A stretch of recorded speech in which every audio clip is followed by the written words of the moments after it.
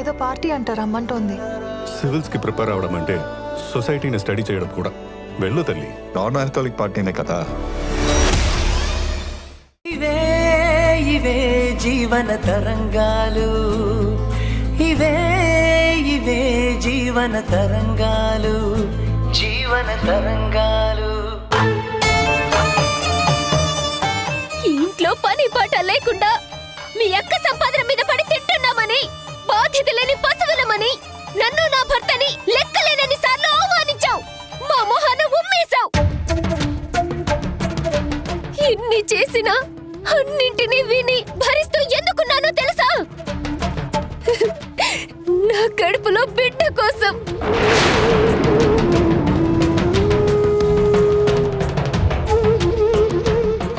ఇప్పుడు ఆ బిడ్డని పొట్టన పెట్టుకున్నావు. నా బిడ్డని హత్య చేశావు.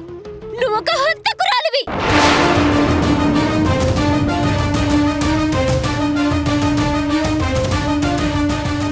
నీ బాధలో కోపంలో న్యాయం ఉంది దీప. నీకు జరిగిన దాంట్లో నా భాగం ఉందన్న అపరాధ భావం నా గుండెను తూట్లు పొడుస్తుంది. ఇప్పుడు నేను ఏం చెప్పినా ఎవరూ నమ్మలేని దుస్థితిలో దోషిలా ఒక రాయిలా నిలబడి ఉండటం తప్ప ఇంకేమీ చేయలేను నేను. గొంతు చించుకొని అరుస్తుంటే సమాధానం చెప్పవేంటి? అంటే చెయ్యాల్సిన నష్టం చేసేశాను, ఇక ఎవ్వరు ఏమన్నా చెవిటి దానిలో ఉంటాను అనే కదా.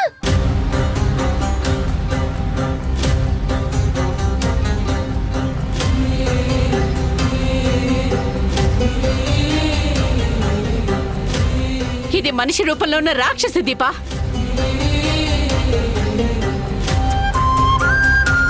మనుషుల నెత్తురు కళ్ళ చూడండి, దాని ప్రాణం శాంతించదు. ఈవిడ గారి వల్ల ఇలాంటి ఉపద్రవం ఏదో జరుగుతుందని నేను ముందు నుంచి అనుకుంటూనే ఉన్నాను.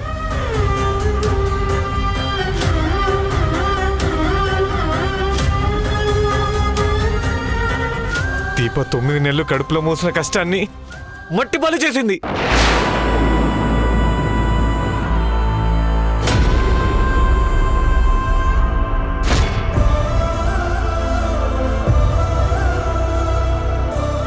నా కూతుర్ని దూరం చేశావు, ఇప్పుడు నా మనవణ్ణి దూరం చేశావు.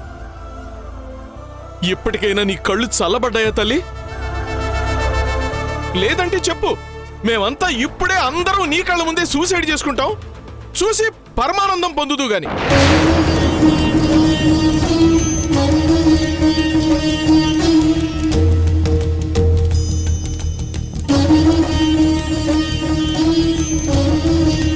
గొడ్డుకో దెబ్బ మనిషికో మాటతో బుద్ధొస్తుంది అంటారు. కానీ నిన్ను తిట్టి తిట్టి మా జీవితాలు బుగ్గి పాలైపోతున్నాయే తప్ప నీకేం కావట్లేదే.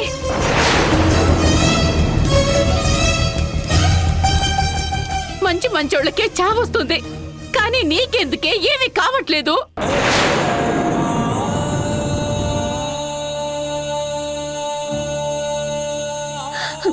పాపి చిరాయి అంటారు కదత్తయ్యా. ఈవిడలాంటి వాళ్ళకి అంత త్వరగా చావు రాదు. అమ్మ దీప, అమ్మ దీప, ఆగండత్తయ్యా. మీ చెల్లెలి గారిది ఒక లెక్క అయితే మీది మరొక లెక్క.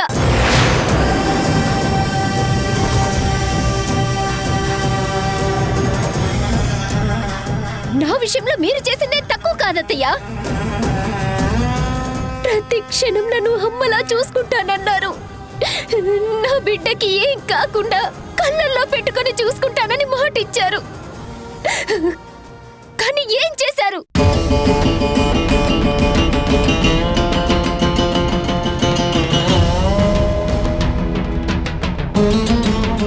మొదటి నుంచి నాకు నా బిడ్డకి ప్రమాదం పొంచి ఉందని నేను హెచ్చరిస్తూనే ఉన్నాను. మీరు పట్టించుకున్నారా?